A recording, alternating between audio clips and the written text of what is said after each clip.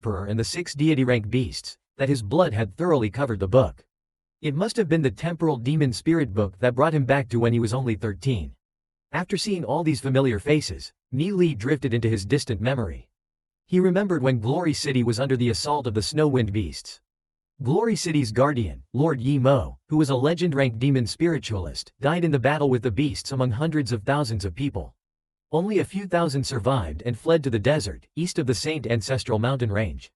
During the escape, one survivor after another died in the desert. One day, they were surrounded by the beasts in the desert. Later that night, Ni Li and Yi Zian sought the comfort of each other's soul. That night, Ni Li had finally embraced the goddess in his heart with his arms.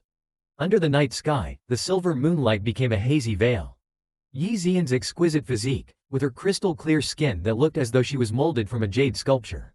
They embraced each other with a mad passion. If it wasn't for the destruction of Glory City and for the dreadful escape, he could never have gotten the favor of Yi Zian. He had ridiculously low talent and was from a declining family. After that night, they encountered another group of beasts, and in order to protect him, Yi Zian died by the hands of one of the beasts.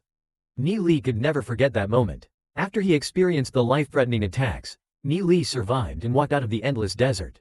Although his talent was low, his survival instincts allowed Ni Li to travel throughout the Divine Continent.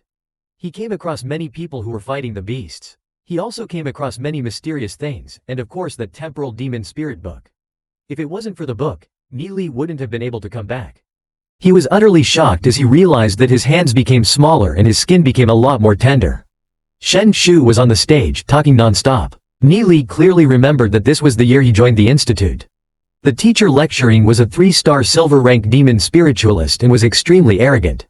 Because of her, Ni Li was unwilling to learn for quite some time. I was actually reborn? Ni Li was deeply shocked. He remembered being surrounded and attacked by the Sage Emperor and 6 deity-rank beasts and died in the battle. It seems his soul was reborn to the time when he was 13 years old. Ni Li looked towards the side, and saw familiar faces. Lu Piao and Du Zi. These brothers that had shared life and death with him are alive, except their appearances were very immature.